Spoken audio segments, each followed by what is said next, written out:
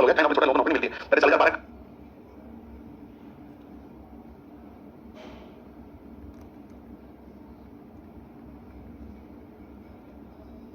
Ratio को fraction को ratio में ये बदल जाना चाहिए। तो चलिए समझाते हुए बदल दीजिए, ठीक है, बताओ।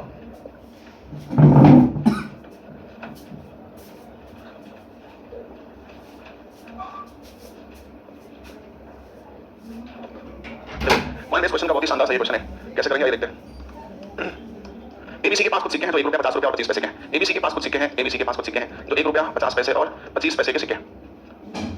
ए को प्राप्त कुल राशि सी की राशि के बराबर है। ए को प्राप्त कुल राशि सी को प्राप्त कुल राशि के बराबर है। और बी के पास कुल राशि ए और सी की कुल राशि के आधे के बराबर है। बी के पास ए सी का कुल का आधा, दो का आधा, ये बनना चाहता तो बोला सबके पास बराबर ही है, फालतू का बेवकूफ बनाने का प्रयास कर रहा है। बी के पास कुल 20 रुपया है, देखो ये रुपया तो ये साफ साफ आपको क्लियर है कि रुपया। बी के पास कुल कितना रुपया है तो 20 गुना हो गया। तो कुल सिक्कों की संख्या देखो, अगर ये 20 गुना तो ये भी 20 रुपया और ये भी 20 मतलब सिक्का चाहिए। तो 1 रुपया का 20 रुपया का सिक्का भी 20, 50 पैसे के 20 रुपया का सिक्का 40 और 25 पैसे के 20 पे 80 तो 120 और ये 100। तो कुल सिक्कों की संख्या 140 ऑप्शन मिस्टेक है। कुल सिक्कों की संख्या कितनी आएगी 140, minimum number of coin 140, option पर चेंज कर लेना 140, ठीक है ना। सिक्कों की कुल संख्या 140।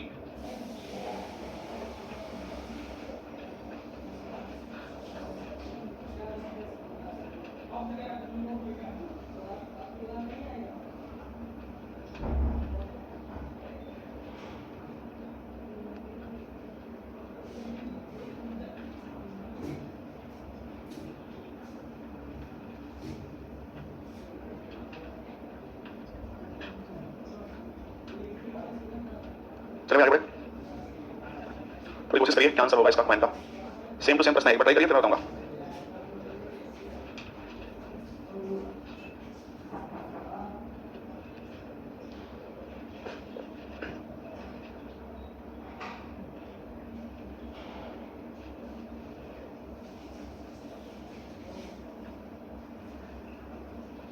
बताया भाई नहीं, हाँ ध्यान से सुनो। अच्छा, राहुल के पास राहुल राम के पास कुछ सिक्के हैं। राहुल के सिक्कों का 8 गुना, राहुल के सिक्कों का 8 गुना मतलब राहुल के पास जो सिक्के थे उसका 8 गुना, राम के सिक्के के 6 गुना, राम के सिक्के के 6 गुना, राम के सिक्के के 6 गुना, ठीक है बराबर। तो इसका मतलब यहां से अगर हम निकालें तो राहुल और राम के सिक्के कितने लेंगे 6/8 का मतलब 2 3 6 2 चौका 8, ठीक होगा।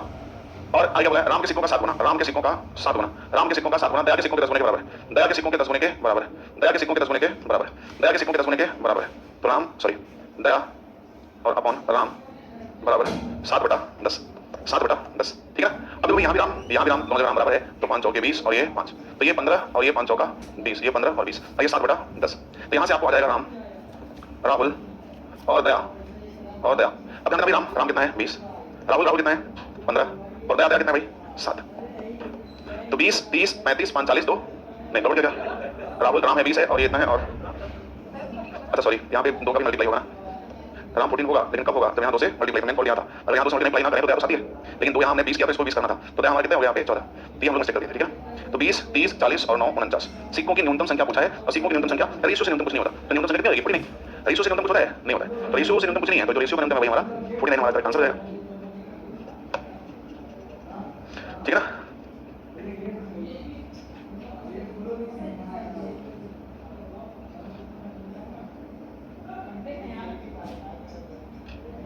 बोलते हैं भाई चलो नोट कर लो फिर चलते हैं।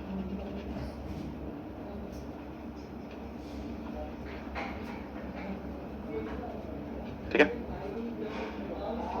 नोट कर लिया, बताओ क्या चलेंगे।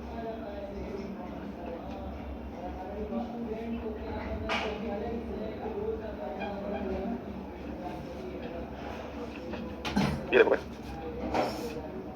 चले आगे भाई बोलो। अब ये सवाल देखो बहुत प्यारा सवाल है, क्या कह रहा है ध्यान से समझना। क्या भाई 2 व्यक्ति राहुल और राम है, राहुल के पास 2 रेशियो 3 रेशियो 5 के अनुपात में 1 रुपया 50 पैसे और 25 पैसे के सिक्के हैं। देखो 2 व्यक्ति राहुल और राम है, एक व्यक्ति राहुल और दूसरा व्यक्ति कौन है राम। 2 व्यक्ति राहुल और राम है, राहुल के पास 2 रेशियो 3 रेशियो 5 के अनुपात में 1 50 और 25, 1 रुपए 50 पैसे और 25 पैसे के सिक्के हैं जिनका अनुपात है 2 ratio 3 ratio 2 ratio 3 ratio 5 2 ratio 3 ratio 5, ठीक है ना। राम के पास 50 पैसे, राम के पास 50 पैसे 25 पैसे और 10 पैसे के सिक्के का अनुपात है 3 ratio x ratio 1 3 ratio x ratio 1। Rahul और राम के बीच कुल धनराशि का अनुपात 5 रेशियो 4, राहुल और राम के बीच कुल धनराशि का अनुपात 5 रेशियो 4। तो क्या कीजिए इसका मान क्या है। तो देखो इन सिक्कों से बनने वाली जो धनराशि है, इन सिक्कों से बनने वाली धनराशि है इनका अनुपात 5 रेशियो 4। तो धनराशि निकाल लेते हैं, एक काम करो 1 रुपया से तो 1 ही बनेगा, 50 पैसे से तो ये 3/100 ये 1.5 रुपया बन जाएगा, 25 पैसे से 1 रुपया 25 पैसा बनेगा, तो ये कुल कितना बनेगा 4 रुपया 75 पैसा बनेगा क्या। और ये 3 है तो ये 1.5 रुपया बनेगा। अब ये x है तो यहाँ 4 से भाग दो, क्योंकि 25 पैसे के 1 रुपये में 4 सिक्के होते हैं, 4 से भाग दो रुपया आएगा। 10 पैसे के 8 सिक्के हैं तो 0.8 पैसा बनेगा, या 0.8 रुपया ले लो, 0.8 रुपया बनेगा, ठीक है ना। पैसा तो 80 पैसा हो जाएगा, बट रुपया 0.8 बनेगा। इसको जोड़ो तो हो जाएगा 2.3 प्लस x/4, ये पूरा कंप्लीट आपका रुपया आएगा, और ये भी आपका कंप्लीट रुपया है। इन दोनों रुपए का अनुपात 5-4 है, मतलब 4.75 डिवाइड बाय 2.3 प्लस x/4, इसकी वैल्यू है 5/4, इसकी वैल्यू दी है 5/4, मल्टीप्लाई कर लो, 4 पंजे 20, 0, 4 से 28 तो 30, और 4 चौका 16 3 19 इज इक्वल टू 3 बचे 15 5 3 2 6 1 7 और प्लस 5x/4। इसको ट्रांसफर करते 7 निकलेगा 12 और निकलेगा 5 और 11.5 आएगा इज इक्वल टू 5x/4। 7.5 7 निकलेगा 12 और 0.5 और निकलेगा। अब देखो 5 से कट जाएगा, 5 2 10 और 5 7 35, 15 बचे 75, कहीं मिस्टेक नहीं कर रहे हम लोग। 7 चौका 28 और 7 नहीं 4 पंजे 20, 28 तो 30, 16 3 19, ठीक है। 5 नहीं 15 की 5 हाथ में 1, 5 2 6 1 7, 5 x बटा 4 ट्रांसफर करोगे तो हो जाएगा 11.5, हमारा 7 19, 5 कितने बढ़ेगा 15 10 और 5 नहीं 15, कहीं मिस्टेक हम लोग कर रहे हैं। अब चाहे जहाँ भी कर रहे हो लेकिन कहीं ना कहीं मिस्टेक है। हाँ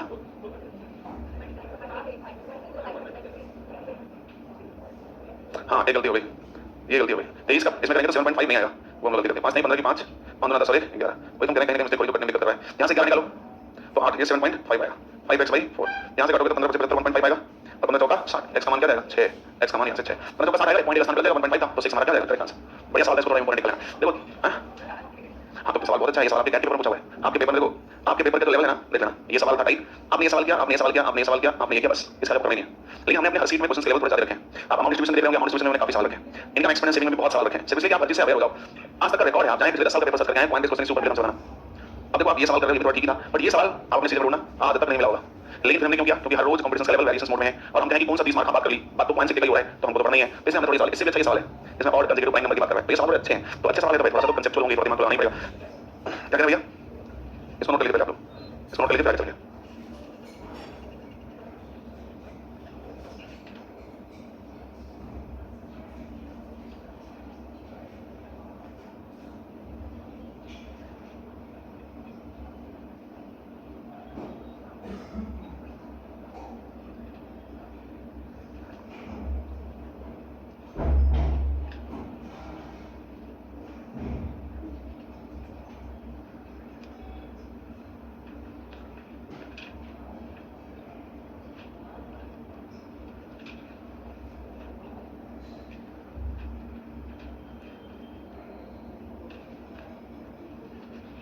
छाप लिया, आगे चल सकते हैं बताना। ये देखो, अब ये सवाल जो है वो आपके पॉइंट बेस्ड क्वेश्चन का लास्ट के जो 2-3 सवाल हैं वो बहुत अच्छे हैं। मतलब अगर एग्जामिनर कभी ट्विस्ट करता है, कुछ लेवल डाउन करता है, तो हमको दोबारा ये सोचना कि हम तो पढ़े नहीं यार, हमको कंप्लीट पढ़ना है। वो हमसे इजी पूछे मेरे भाई, या मॉडरेट पूछे, या डिफिकल्ट पूछे, हमें तैयार रहना है। उनकी मर्जी वो जो चाहे वो पूछे, ये नहीं कि कभी लेवल अब करके तो यार बाबा यार हम तो लेवल पढ़ गए हैं। आपको सब पढ़ करना है, इसमें हर तरह के सवाल नहीं, आप परसेंटेज, प्रॉफिट लॉस रेशियो, इन सब में आप करने के बाद महसूस करेंगे। वरना छोटा छोटा या फिर ये सवाल देना होता है, इतना बड़ा क्वेश्चन ना देने होते तो लोग शायद हम लोग 4-5 चैप्टर कर चुके होते, ठीक है ना। तो थोड़ा सा आप लोग इस बात को समझना, आपके लेवल से भी थोड़ी ऊपर रखने की कोशिश करिए, ताकि कॉन्फिडेंट आप मैंने कहा तैयारी की बात होती है, वहां तक पहुंच गए तो आपका सिलेक्शन होगा। वहां तक पहुंचना हमारे पहुंचना तो पड़ेगा, मेहनत तो करनी पड़ेगा, ठीक है ना। अब जैसे पेट का पेपर होता है ना नेपाल के, अब तो पिछली बार पेट का पेपर हुआ था, अब उसका पेट हट गया ना, पता नहीं आपको महसूस हो रहा है, पता ही नहीं है। खैर वो तो मैं कह रहा हूँ ये सही हो सकता है, गलत हो सकता है, क्योंकि हम लोग कंफ्यूजन में खुद ही हो रहा है। मैं भी शायद पेट हट गया या नहीं आता, थोड़ा डाउटफुल है, नहीं आता है ना, नहीं पढ़ा, कुछ इंट्रोडक्शन जरूर हुआ है, मेरे को एग्जैक्ट न्यूज़ नहीं आ रही है। खैर तो पेट के पेपर जो हुआ था, तो पेट के पेपर में लेवल बहुत इजी आते थे, ऐसा लेवल आते थे जिसकी तैयारी की आवश्यकता खास नहीं थी, और फी भी तो बहुत इजी थी, बस इतना इजी पूछो मत। अब पिछली बार पेट के पेपर देखे नहीं आप, तो बताओ वो तो लेखपाल लेवल का पेपर है, आप तो सीधे लेवल के पेपर नहीं जा रहे हो। जब लेखपाल लेवल के पेपर में ये पूरा बदमाशी कर सकता है, उस साल बच्चे एकदम हल्ला मचा दिए कि हम ये पढ़े हम वो पढ़े, भाई टीचर्स भी क्या करेंगे, जब लेवल है तो उन्होंने उसी लेवल का आपको पढ़ाने का प्रयास किया, हमसे नहीं किया, लेकिन हमने क्या किया, वो पढ़ दिया। तो मैं आज से नहीं, और पेट के पेपर को देखने के बाद से नहीं, मैं बहुत पहले से इस चीज को खुद से महसूस करता हूं कि लेवल हमेशा आप रहना चाहिए। अगर थोड़ा सा दोबारा आप नहीं करोगे ना, तो समझ भी उतनी अच्छी नहीं विकसित होती है, कंसेप्ट और कॉन्फिडेंस भी उतना अच्छा विकसित नहीं होता है। जैसे आप अगर एक बड़े पहलवान से लड़ने की आदत डालते हो, मान लो आप पहलवानी करते हो और एक बड़े पहलवान से लड़ने की आदत डालते हो, तो किसी बड़े पहाड़ी में आपको ऐसा पहलवान मिले जिसको देख आप यार इससे कैंपस से बड़े चलते हैं, इसको तुरंत पढ़ने लगे, तो कॉन्फिडेंस आता है। तो आप थोड़ी प्रिपरेशन भी अलग अच्छी करते हैं, बड़े लेवल तक क्वेश्चन करके करते हैं, तो थोड़ा कॉन्फिडेंस आता है कि यार ये सवाल आराम से करेंगे। इसमें कितने बच्चे ऐसे हैं जो आरबी एनटीपीसी का फॉर्म डाले हुए हैं, आरबी एनटीपीसी रेलवे जिसमें गुड्स गार्ड और ये टिकट कलेक्टर वगैरह स्टेशन मास्टर, कोई है इसमें? कोई नहीं फॉर्म डाला है, कोई बात नहीं, आप फॉर्म डालने में इतना समझते हैं, हमें तो समझ में नहीं आ रहा है कि आप तैयारी क्यों करते हैं। तैयारी करने में तो और समझ चाहिए, फॉर्म डालने में आना देखिए सर मना करे फॉर्म डालना,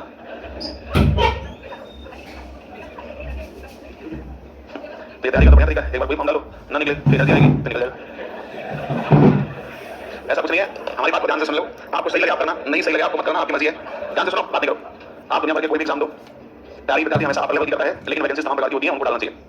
ऐसा कुछ नहीं है कि एक बार निकले ऐसा कुछ नहीं है। प्रिपरेशन और सिलेक्शन का एक ही फंडा है, प्रिपरेशन या सिलेक्शन दोनों एक ही बात है। नॉर्मली दोनों आप फाइनल डेस्टिनेशन तक पहुंचेंगे उसके लिए मेहनत मांगता है, सिलेबस का कंप्लीशन मांगता है। अगर आप सिलेबस कंप्लीट करके हो, जो पूछना चाह रहे हैं आपसे उसका आपने कंप्लीट किया है तो सिलेक्शन होगा। एक बार 2 बार 3 बार, कोई बच्चे 4 बार सेलेक्ट होते हैं, कोई बच्चा 1 साल में होता है, कोई 6 साल में होता है, कोई 5 साल में होता है, ये इसलिए वेरी करता है क्यों ना पढ़ाई करते हैं। बहुत अच्छे ऐसे हैं जो फर्स्ट अटेम्प्ट में ही सिलेक्शन ले लेते हैं, क्यों? क्योंकि जिंदगी में वही एक कार्य है, बहुत अच्छे होते हैं जो फर्स्ट सेकंड थर्ड टेंथ लापरवाही करते हैं, उन्हें लगता है यार बहुत लापरवाही होगी, अब कर लो वरना दिक्कत हो जाएगी। तो वो तीसरी चौथी साल अपने लाइफ में डिसीजन मिलते हैं, देखो ऐसे बहुत लोगों को कि बहुत अच्छे से लोग घूमते मस्ती करते दिखाई पड़ते होंगे, लेकिन बीच में अचानक से गायब हो जाते होंगे साल कुछ महीने के लिए, फिर बस यार उसका तो मानसिक सोच यार 5 मिनट में गायब है, कहीं है। तो सिलेक्शन आपकी मेहनत के ऊपर है। और रही बात ये कि ये फॉर्म वो फॉर्म में डालेंगे, ऐसा कुछ नहीं है, उसमें एज आपका जाता है, मौका जाता है, चांसेस मिस होते हैं।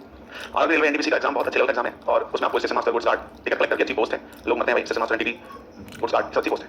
आपको फॉर्म डालना चाहिए, नहीं डाले आई डोंट नो, मैंने जानता, लेकिन आपको फॉर्म डालना चाहिए, मेहनत करना चाहिए, नौकरी सबसे पहली प्रायोरिटी रखनी चाहिए, ठीक है ना। बहुत से ऐसे लोग हैं जो किसी एक एग्जाम के चक्कर में पूरी जिंदगी में फेल हो गए, आपको सारे एग्जाम डालने चाहिए, कोई भी एग्जाम, ठीक है ना। अपनी तैयारी करो और हर एग्जाम दो, दो फायदे, एक तो एग्जाम लगाएगा तो ये मन बना देगा परीक्षा तैयारी करनी है पेपर मेरा, तो इस महीने के लिए होता है 2 महीने बाद पेपर लगाओ या अगले महीने के बाद पेपर है, तो एक रूटीन बना रहता है। कुछ अपने सब्जेक्ट के आते हैं, अच्छी स्टडी करते हैं और कम से कम एक डेडिकेशन बनाते हैं कि चलो क्लास में आए 10 लोग 10 बच्चों से मिलना है, 10 की बात सुनिए, तो तैयारी कौन करता है, क्या नहीं पढ़ना है, नहीं आप सारे बस पूछे जवाब दे, हम नहीं दे पाए यार, मौके चल गए, मन में भाव एक मोटिवेशन मिलता रहता है, इसलिए कुछ माध्यम बने रहने चाहिए, उनको ब्रेक नहीं करना चाहिए। वैसे आपकी मर्जी, आप सीख लेना चाहते हो आप सीख लो, आप जो देना चाहते हो आप वो, लेकिन मेरा मानना है हर एग्जाम करना चाहिए, ठीक है। हाँ तुम्हारा उद्देश्य जो है वो करो, जो तुम्हारा उद्देश्य है उसके लिए लगे रहो, लेकिन बीच में नौकरी मिली तो बाजी मारो। मैंने आपको अपनी फैमिली का अपने बहुत बड़े कहानी बताई थी, जो बीटेक बोला था, बताई थी ना, बीटेक बोला था, और वो बीटेक के बाद कोई बिंदास चाहेगा कि हम ग्रुप डी की नौकरी करें, कोई नहीं चाहेगा। सर ने बताया था रेलवे वो ग्रुप डी का नहीं था, रेलवे ग्रुप डी का, उसमें उसने उसके पिताजी फॉर्म डाल दिया, फॉर्म डाल दिया, सेलेक्ट हो गया, बिना तैयारी के सेलेक्ट हो गया, अभी लेवल बढ़िया बीटेक विद्यार्थी अच्छा निकला था, पासवर्ड निकला, मैथ्स ये सब जनरल उसका कॉमन सेंस था, सर्किट विद्यार्थी है यूपीटीयू या ट्रिपल के सेलेक्ट हुए थे, तो मैंने कहा पढ़ा भी होगा उसका ग्रुप डी में हो गया, नहीं जा रहा था, और बोले चले जाओ, नहीं जा रहा, मैं नॉन बीटेक किया है, ग्रुप डी में नहीं, तो नहीं दिखाने वाला उसका गया ज्वाइन किया, इसमें किसी के आसपास सेलिंग मिल रही थी।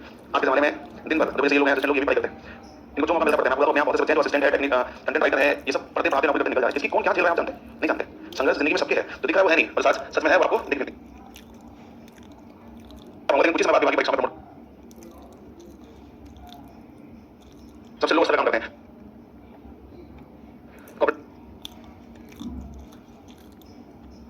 जहाँ पे 500 किलो लग गए, रिफ्रेशमेंट जरूरी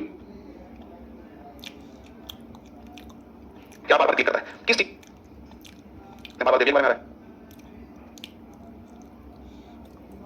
के लोग हैं और हमारी आपकी तो क्या ही है। एक लड़की मैं सेलेक्ट होकर शिक्षक हो गई, इकलांग विद्यार्थी, फिर जो सिलेक्शन के बाद आंसू आता है ना, वो उतने पूरे साल का दम भरा वो गाय को बुला के पुण्य ले रहे थे। अब क्या करें, कुछ ऐसी अपने कैरियर बनाने के बाद अब खाली बस वो आया था सिर्फ एक करीब से फील हो गया भाई, ठीक है ना। तो अब इन सब बातों में से आप पढ़ाने पे ध्यान दो, सब छोड़ दो, बहुत लोग ऐसा ले सकते हैं, लेकिन हमें शिक्षक है, हमारा काम है और हमारे अंदर से निकल जाता है, आप चाहो मानो ना मानो वाली बात है, लेकिन हमारे अंदर से आ जाता है भाई, हम आपको बता देते हैं, आपसे शेयर कर लेते हैं, क्योंकि इन चीजों को हम बहुत करीब से फील करते हैं भाई, ठीक है ना। तो इतना समय नहीं है कि आपको और बहुत सी बातों पर डिस्कस करें, कभी बात आएगी तो फिर बोलेंगे, लेकिन ध्यान रखना इस बात पर।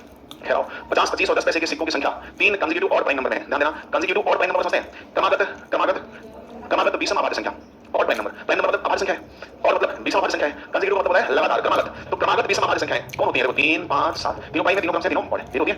अब करें कि 50 पैसे 25 पैसे 10 पैसे सिक्कों में बढ़ते क्रम में है, ठीक है। बैग में कुल जो सिक्के हैं ना, उनसे बनने वाला रुपया 552 है, यदि सिक्कों को रिवर्स कर दिया जाए तो बैंक में कितने रुपए बनेंगे, सिक्कों को रिवर्स करिए, मतलब ये 50 पैसे, ये 25 पैसे, ये 10 पैसे में सिक्कों को बदलिए, तो ये 7 हो जाएगा, 5 हो जाएगा, 3 हो जाएगा, ठीक है ना। अब देखो कितने रुपए बन जाएंगे, जैसे पहले इन सिक्कों को रुपए ले आओ, तो 50 पैसे का यहाँ 2 से भाग दो, 25 पैसे का रुपए बनने के लिए 4 से भाग दो, 7 को 10 से भाग दो, सही ना। तो 4 2 10 4 और 2 कैल्शियम 20, अब 20 कितना आएगा, 30 4 5 20 25 और ये 14, तो कुल नंबर 30 20 50 10 60 60 9, इसको मतलब तो 7/2, इसको 5/4 और इसको 3/10, एलसीएम तो 20 ये हो जाएगा 70, 4 5 20 25 और ये 6, तो 70 20 90 90 और ये 100 101, ठीक है। पहले का रुपया कितना है 552, अब बताओ 69 552, आज रुपया कितना हो गया 101, कितना बढ़ा 70 32 बढ़ा, कितना बढ़ जाएगा, वैसे 6 गुना आएगा, 8 गुना 8 9 72 7 आएगा, 8 6 48 तो 50 5 हाँ 8 गुना जाएगा। अभी 8 गुना गया तो 25 गुना कर दो, 8 गुना 16 और 8 24 और 1, तो कितना रुपया बढ़ गया 256 रुपया बढ़ गया पहले से, मतलब जो पहले सिक्के थे उनसे कितने सिक्के बढ़ गए 256, ठीक है ना। सिंपल था, ऐसा नहीं था, नॉर्मली था, बस वही कंसेप्ट और प्राइम नंबर के बारे में आपको थोड़ा समझना है।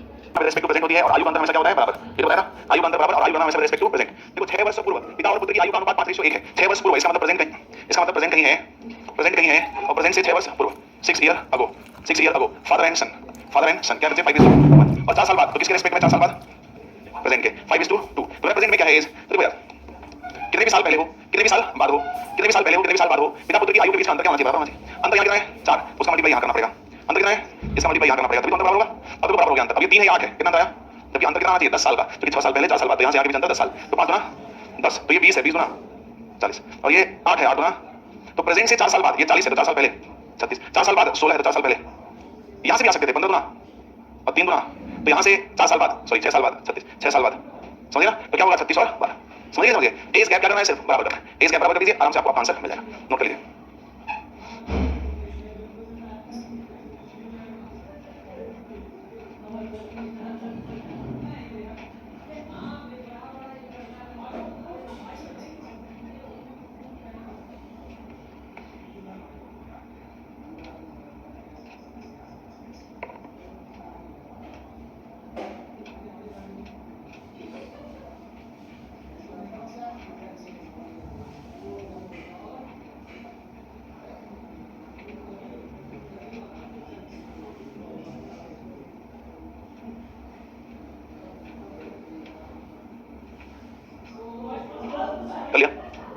आगे अगला प्रश्न देखो, अगला प्रश्न क्या कह रहा है, ध्यान दो। 4 वर्ष पहले ए और बी की आयु का अनुपात 4:3 है। 4 वर्ष पहले, प्रेजेंट से 4 वर्ष पहले, 4 ईयर अगो, क्या है इनका 4:3। ए और बी की आयु का अनुपात 4:3।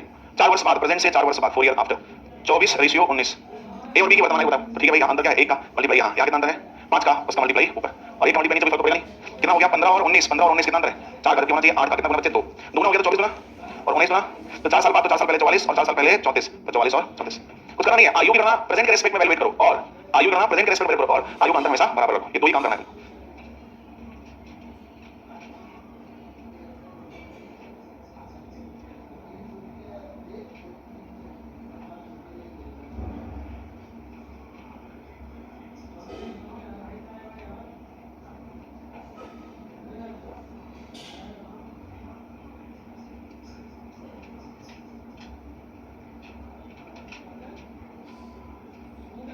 बताओ आगे चल सकते हैं।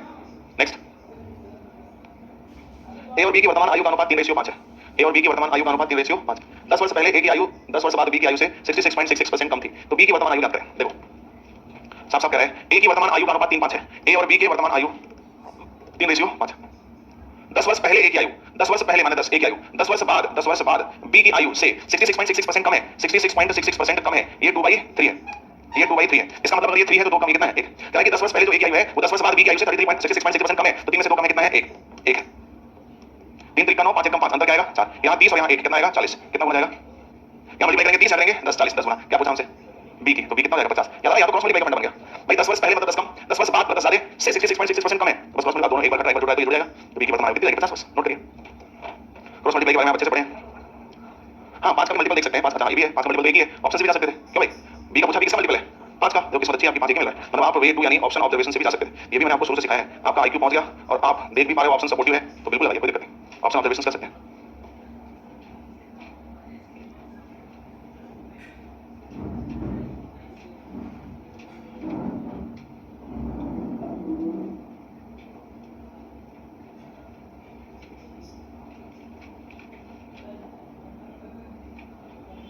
चलो भाई आ जाओ, नेक्स्ट अगला क्वेश्चन देखो। पिता और पुत्र की वर्तमान आयु का अनुपात 6:1 है। फादर और सन की वर्तमान आयु का अनुपात 6:1 है। 16 वर्ष बाद पिता और पुत्र की आयु 67 वर्ष, 16 साल बाद मतलब 16 साल पिता भी बड़े होंगे, 16 साल पुत्र भी बड़ा होगा, कुछ आयु आई होगी, और इनका सम क्या है, 67 ईयर। तो 10 वर्ष बाद पिता पुत्र की आयु का अनुपात बताएं। देखो प्रेजेंट में पिता और पुत्र की आयु, प्रेजेंट में पिता पुत्र की आयु का अनुपात ये 16 साल बाद, इसका मतलब प्रेजेंट और ये 16, ये दोनों जोड़ के पिता की आयु होगी, प्रेजेंट और ये 16, ये दोनों जोड़ करके पिता की पुत्र की आयु होगी, इसका सम क्या है, 67। तो मैं क्या कह रहा हूं कि प्रेजेंट इनका छोड़ दो, खाली 16 16 32 निकालो, इसमें से कितना बचेगा, ये जो बचेगा वो प्रेजेंट होगा। अरे भाई प्रेजेंट और 16, प्रेजेंट और 16 ये मिला के ना है, तो अगर प्रेजेंट छोड़ के 16 16 के दोनों 32 निकाल दो, तो फिर प्रेजेंट का जो सम बचा, तो 7 7 की वैल्यू कितनी हो गई, 35 7 35, तो ये 5 साल और ये 30 साल। हमने इससे क्या किया, पिता और पुत्र का प्रेजेंट निकाल लिया। अब प्रेजेंट निकाल लिया तो 10 साल बाद, तो किससे 10 साल बाद, प्रेजेंट से, तो 30 10 और 5 10, एज पूछता तो ये अनुपात पूछा है, 5 नहीं 15 बचा 40 अनुपात पूछा है, तो 8:3। समझ पा रहे हैं, अनुपात पूछा है तो 8:3। तो आयु संबंधित प्रश्न में कुछ ऐसा नहीं है, बहुत सिंपल है, आपको क्वेश्चन समझना है, उसका गैप बराबर करना है, प्रेजेंट के रेस्पेक्ट में इवैल्यूएट करना है, बस यही करना है।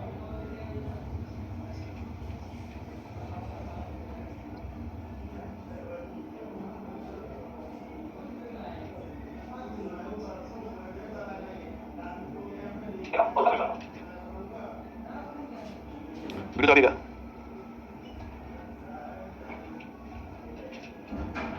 बोलो यात्रा आगे, नेक्स्ट करते हैं, बोलो बच्चे जरा बताओ यार, थोड़ा दिमाग लगाओ, सी ऑप्शन बाकी बताओ जरा।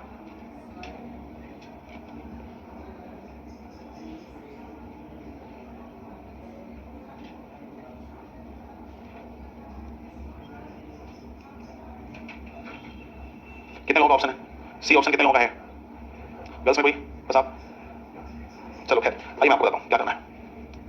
देखो बच्चे, ए और बी की वर्तमान आयु का अनुपात 4 5 है, ए और बी की वर्तमान आयु का अनुपात 4 और 5 है, ए और बी की वर्तमान आयु का अनुपात 4 5 है, ध्यान रखना प्रेजेंट। 5 वर्ष पूर्व ए बी की आयु 7 9, 5 वर्ष पूर्व 5 ईयर अगो ए और बी की आयु का अनुपात क्या है, 7:9।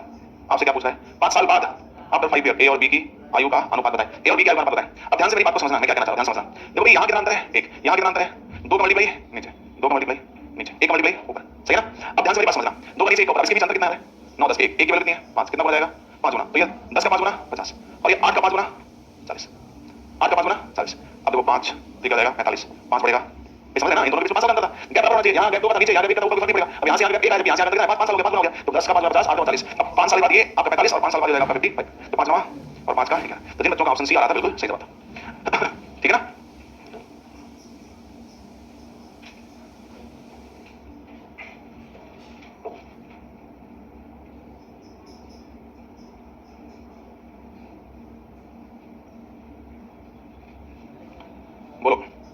आगे चले, नेक्स्ट क्वेश्चन की तरफ चले। आओ भाई नेक्स्ट क्वेश्चन की तरफ चलते हैं। अगला सवाल चले। राहुल और राम की वर्तमान आयु, राहुल और राम की वर्तमान आयु का अनुपात 5 रेशियो 4। वहाँ आयु एक्स रेशियो वाई के अनुपात में वृद्धि हुई, एक्स रेशियो वाई के अनुपात में वृद्धि हुई, फिर उनकी नई आयु 1:1, इस रेशियो वृद्धि हुई तो new ratio become 1:2। Ram Rahul की बढ़ी हुई आयु के बीच अंतर 10, इसकी बढ़ी हुई आयु के बीच अंतर 10। राहुल की प्रारंभिक आयु बताएं, आपको पता है 10 साल पहले भी चुके हैं। एक्स रेशियो वाई में बताया तो सुविधा के लिए इसको रियल वैल्यू बनाओ, तो एक्स के और वाई के लिख सकते हैं, किसी वेरिएबल से मल्टीप्लाई करके रियल वैल्यू बना सकते हैं। Ratio amount variation equal to ratio cross multiply करो बच्चे, 5 से कम 5 4 कम 4 अंतर 1, यहाँ एक्स के और वाई के तो आएगा एक्स के माइनस, यहाँ पे आएगा वाई के, एक्स के माइनस वाई के, इसका अंतर कितना है 10 10 बना गया। अब आपसे क्या पूछा है, राम राम कितना देगा 40। अच्छा राहुल पूछा है, राहुल हो जाएगा 50, ठीक है ना, सही है। यहाँ ऑप्शन से नहीं जा पाएंगे क्योंकि 5 का मल्टीपल 5 से 30 भी है, 5 50 है, 50 40 भी है। हाँ हाँ हाँ डायरेक्ट इसलिए ले सकते हैं क्योंकि रेशियो 1:1 हो रहा है, अगर 1:1 होता तो दिक्कत हो जाती। कर सकते हैं लेकिन ध्यान रहे कंडीशन भी कि 1:1 नहीं होना चाहिए, अगर 1:1 नहीं हुआ तो जिंदगी में नहीं ले सकते, गलत रहेगा। तो इसलिए मैं नहीं गया जो यूनिवर्सल ट्रुथ कंसेप्ट मैंने बताया, कंफ्यूजन ना पैदा हो आपके मन में, यहाँ ऐसे कर विद्यार्थी होता है ना तो कॉन्फिडेंस नहीं आता तो कंफ्यूज हो जाता है कि यहाँ ऐसे कर दिया वहाँ ऐसे कर दे, इसलिए यूनिवर्सल ट्रुथ जो फॉर्म चल रहा है वही ले सकते हैं, वरना आप बिल्कुल सही कह रहे हैं, सीधे गैप से कंपेयर कर सकते हैं लेकिन सर ये 1:1 है इसलिए, अगर 1:1 होता तो दिक्कत होता, इसलिए सीधा क्रॉस मल्टीप्लाई बेहतर है, वो बड़ा टाइम लगेगा, ऐसा कुछ बहुत बड़ा टाइम किलिंग नहीं। वो देवी ने यहाँ पर क्या जो एक बढ़िया राइटिंग बना दी थी आपकी बैच में था ना, मैंने बताया था उसमें मैसेज किया था कि सर अभी कुछ कारणवश है नहीं आ पा रहे हैं, उसे पता है इसमें क्लास में आपको नहीं आता है तो हम पूछ लेते हैं कि आप इतने से कहाँ थे, तो उसने पहले ही बता दिया है कि सर हम इसी कारणवश नहीं आ पा रहे हैं लेकिन हम आपकी क्लास करते हैं। अच्छी बात है, विद्यार्थी को कंसर्न होना चाहिए, तो भी आए नहीं घर से हैं। अच्छा आगे चल भैया, लो भाई आगे अगले अगले वैरायटी ऑफ क्वेश्चंस आगे ध्यान से समझना। पिता और माता की आयु का अनुपात 5:4 था जब उनके पुत्र का जन्म हुआ। पिता और माता की आयु का अनुपात 5:4 था जब उनके पुत्र का जन्म हुआ, इसका मतलब पुत्र की आयु क्या होगी सुनिए भाई, पुत्र की आयु क्या होगी, पुत्र का जन्म नहीं पता